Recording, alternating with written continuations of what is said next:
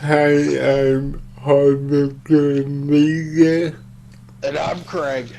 and tonight we're reviewing My Hero Academia Volume 2. And it's been a while. I've been busy, so yeah.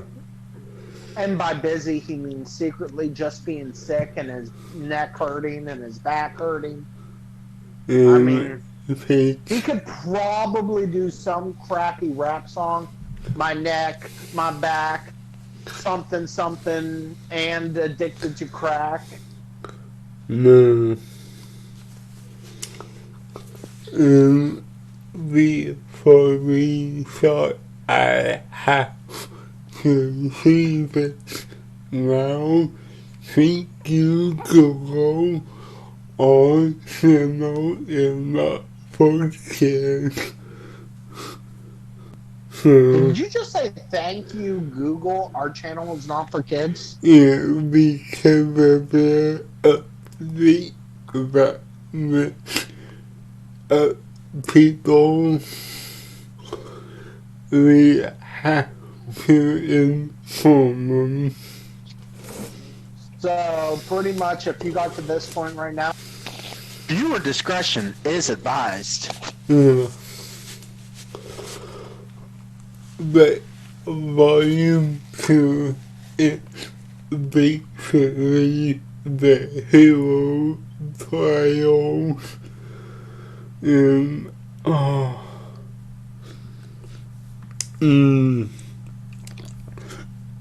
again I don't want to give anything away, but it was a good manga. I mean, it's pretty much ending the introductions of everyone and setting up for a lot of pivotal stuff that will lead towards the future of My Hero Academia. Yeah, and I'm sorry if I can't pronounce the name. Yeah, But I can. I yeah. know everyone. So when Oh, it comes to the Japanese language, yeah, no.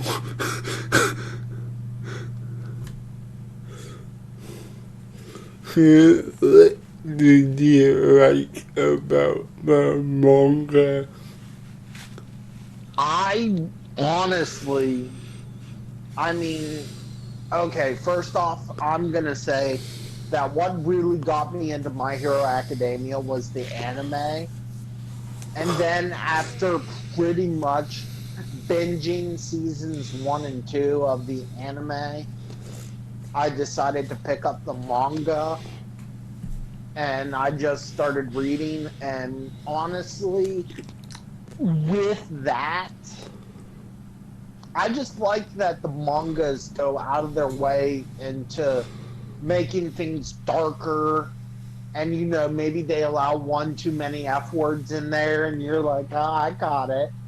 Mm, um, I'm I mean, to us, pretty much, if you're a manga reader and stuff, you notice that really when you start a manga and it surprises you with the F word and stuff.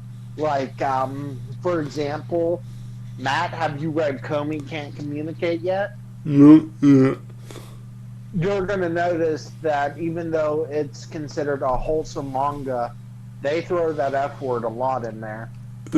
I remember the old ceremony, serendipity and volume 1 or 2 actually CBF was And so that's allowed in Japan. I yeah, mean, I mean, I think the literally, and do not edit this out. If you edit this out, I swear to God, I will hunt you down. The only thing that Japan censors out is private parts in hentai. Yeah, and I noticed that. I mean, really, they kids are allowed to read stuff that says the F word and stuff, and that's because they can distinguish the difference between reality and fantasy. And that's the difference between Japan and America. So to me, as I'm reading this, and I'm not here, but I see Bakugo say the F word and stuff, I'm like, okay, this is darker than the anime, but really, no, the anime just censors out a lot of stuff. Yeah. Because here in America, if we were to watch My Hero Academia, and they allowed the F word to fly as much as it does in the manga, it would be rated TVMN. And plus, the Funimation does it. Yeah, Funimation dubs it, and honestly, I got to give props to Funimation because I've been watching the new season both subbed and dubbed, and I really like the voice actor that is doing Fat Gum, and also we got a lot I mean, last week's episode really let Sun Eater shine. And then we got another episode that allowed Kirishima to shine. And those voice actors are putting their heart and soul into giving us a solid anime. Yeah. And hopefully I'll get you your manga back soon. I'm not too worried about it. I know where you live. Yeah, but if you want to get into the Hero Academia, pick up volumes 1 and 2. And lately, I've been doing some research, and if you're already into My Hero Academia and you want to know what's been going on before Izuku Midoriya hopped into UA High School, why don't you go and pick up volumes 1 and 2 of My Hero Academia Vigilante? I mean, it is dark, it is brutal, and I am in love. I mean, this is about the teachers as they were students. Oh, damn. And we have one more issue that we want to bring up before we end the video.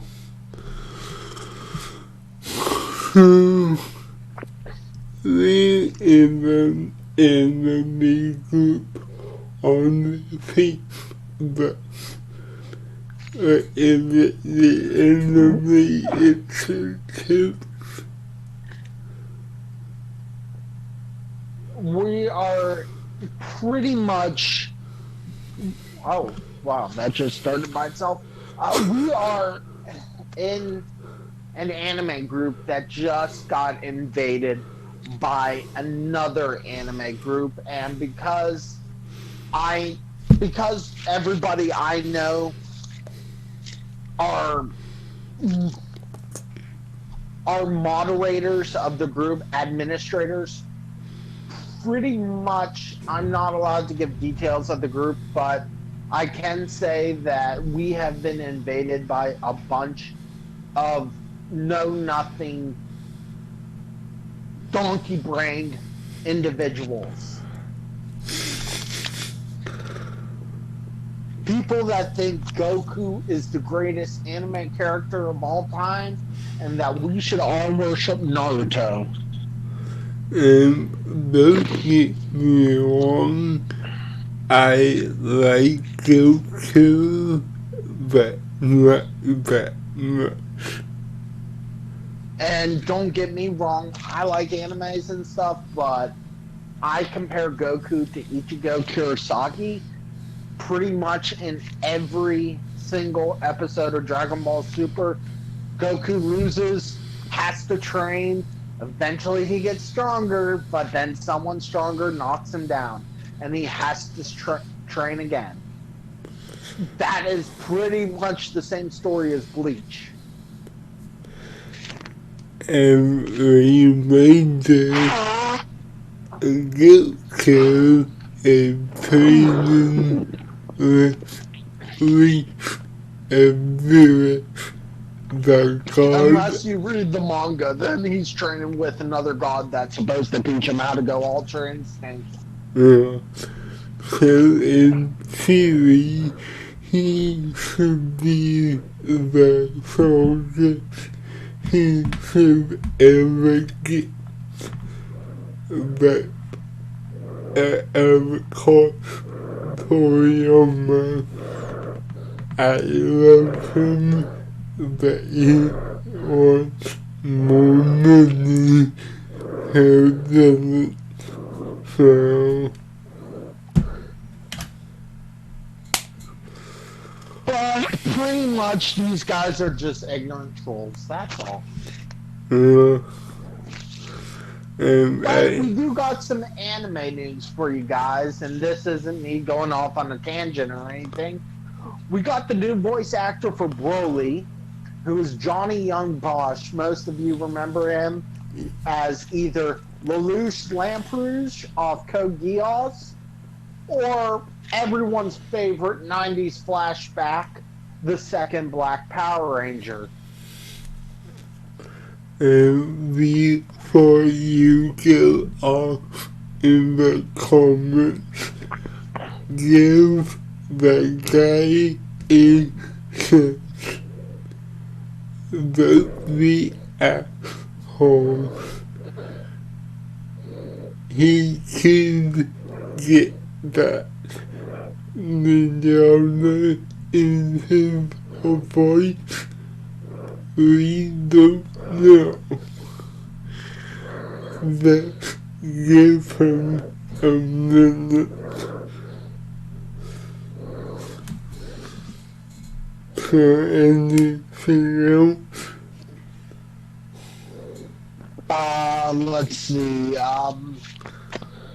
We got a release date for Weathering with You. It's going to have a test screening here in America, January 15th and 16th, and then 17th it hits the public for all the theaters to see sub and dub. To me, Makoto Shinkai is an amazing director, and I highly suggest you all give him your money like polite little peasants that you are and go see the movie. Yeah.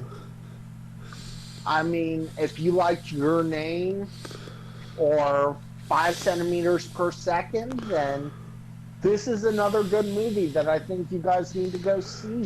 But from what I heard, do not hold it to the standards of Your Name, because Your Name was just a worldwide phenomenon.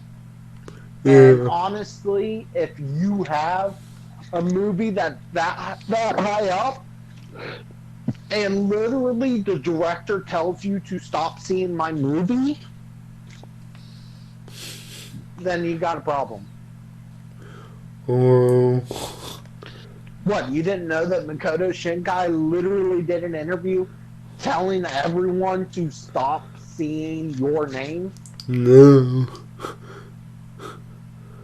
Yeah, there are people that seen it 5 or 6 times, and I mean, yeah, the movie was amazing.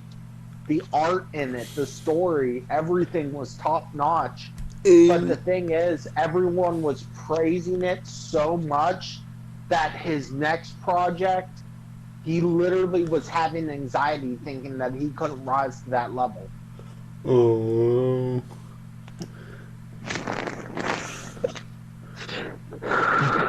eh, people are willing to pay 5 or 6 times more money for him.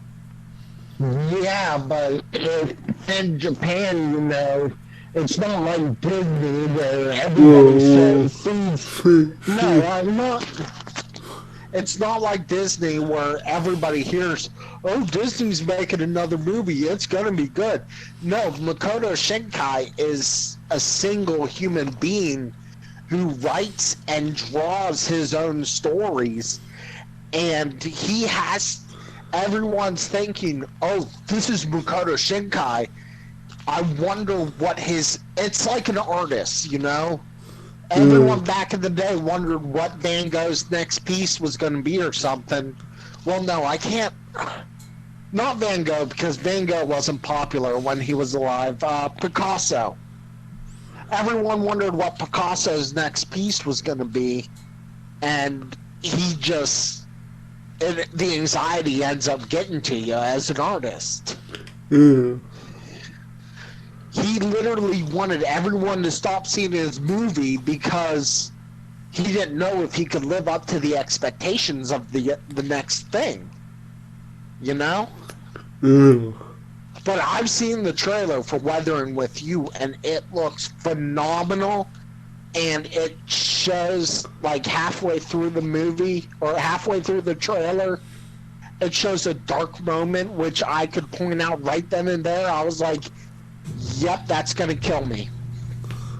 Oh. And I've shown my friends Your Name, and no one has said that it's a horrible movie yet. I, to be honest, I don't know what will happen the rest of the month because it's Christmas time, Christmas and New Year's, people are busy, so... Yeah, but except me, I'm never busy. But, okay, let's switch to something else. We got one more thing before we're going to say this, before we're going to end this.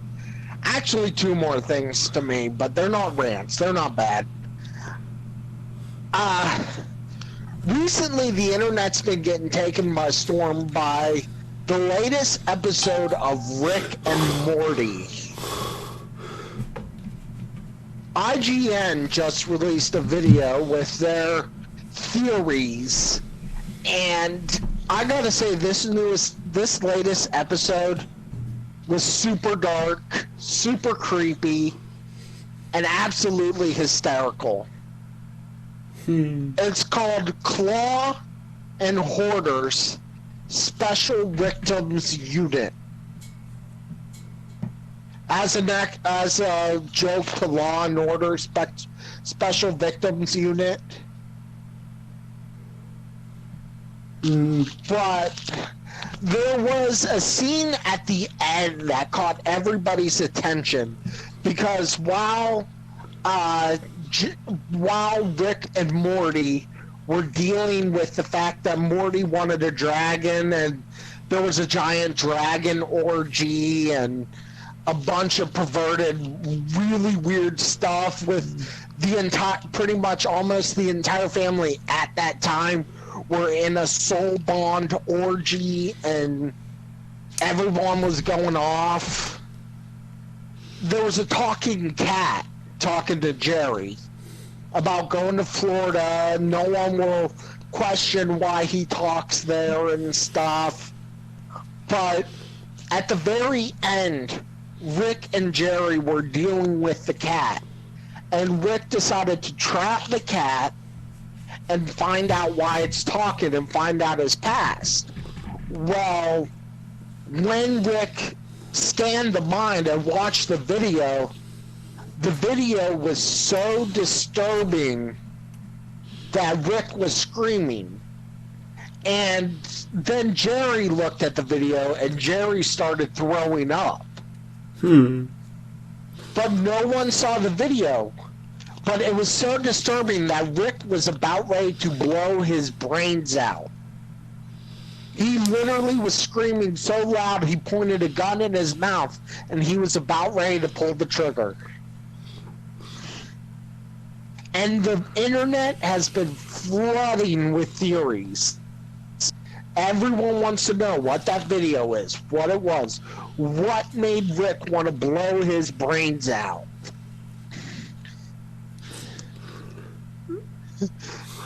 I mean, people are like, Craig, this is just a cartoon. But I have to show them, and I'm like, look how dark that is. I mean, you got your character pretty much wanting to commit suicide because something is so twisted and vile. In that whole all cartoons and for kids bullshit needs to quit.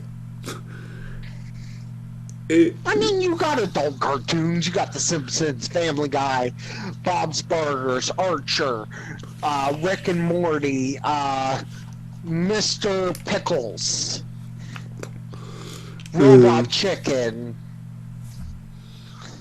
And a lot of anime that Anime's not considered a cartoon. It's an art form. will to all the much history in the media for kids. No, it's not.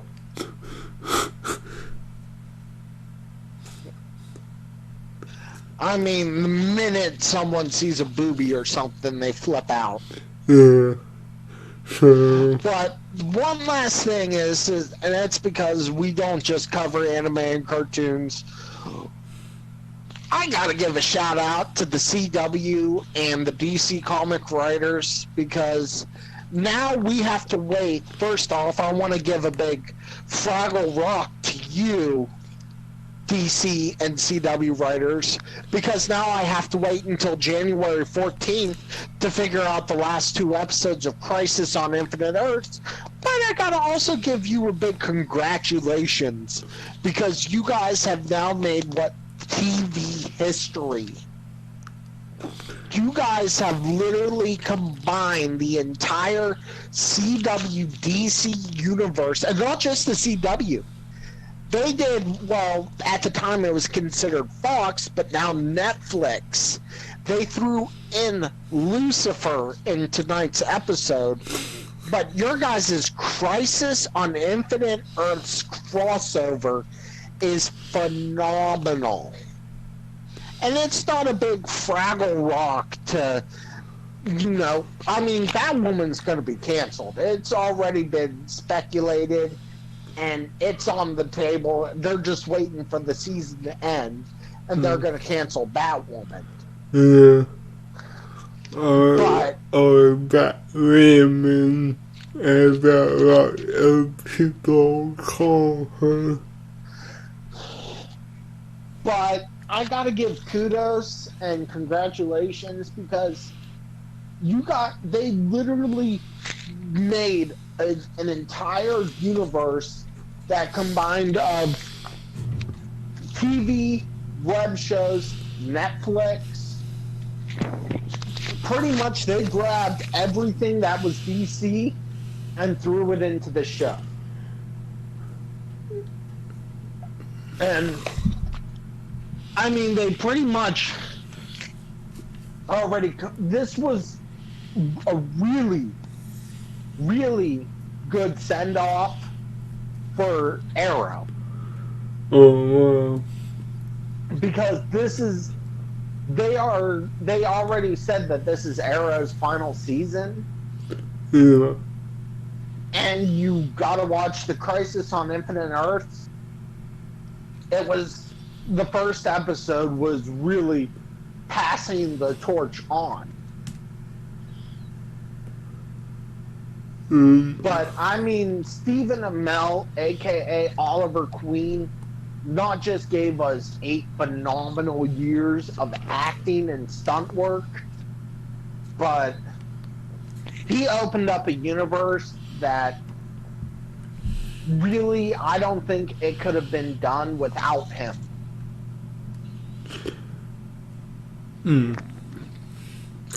I mean, Arrow literally opened up the door for all of CW's TV shows, good or bad. He opened it up for The Flash, Supergirl, Constantine, which only lasted a season because they're assholes. Then you got the Legends of Tomorrow, and all the heroes and stuff that go across those universes. Captain Atom, Captain Cold, not Captain Freeze.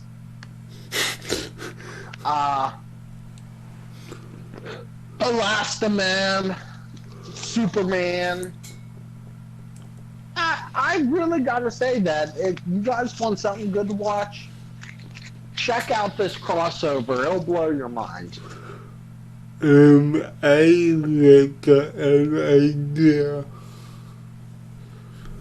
Okay, hear me out. In 10 days, Rise of Skywalker comes out, right? Oh, it's really that short a time? Yeah.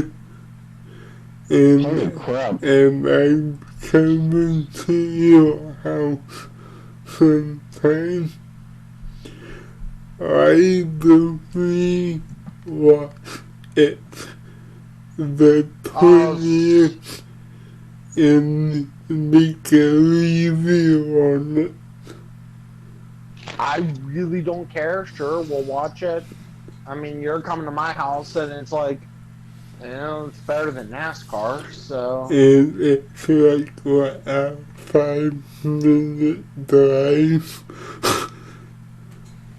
Oh, yeah, so now pretty much anyone that want to speculate where I live, they can just, kind of use the IP address from your YouTube channel, speculate that, get a parameter of where you live and go, okay, 5 minutes driving from there equals to here. There's Craig's house, now let's stalk him.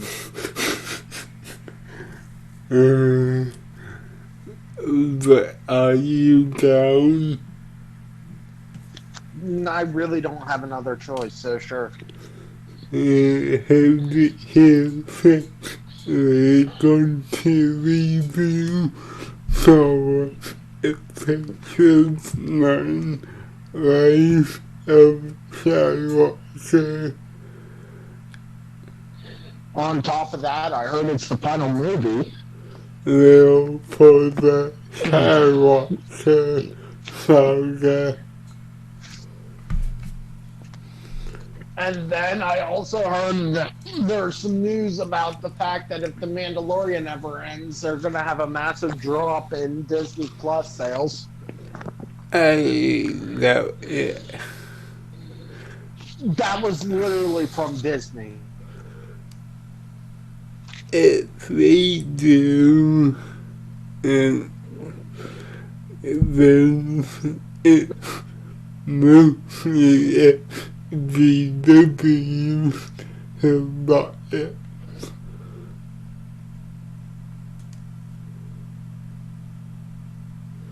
But anyway, let's end this and get along. I never thought you would end or say that. Okay, let me cut my wrist. Oh, end the video. I thought you meant just end it all together. I'm your boy, Harvard. And I'm Craig. Landing off. Don't ever whack it in San Diego.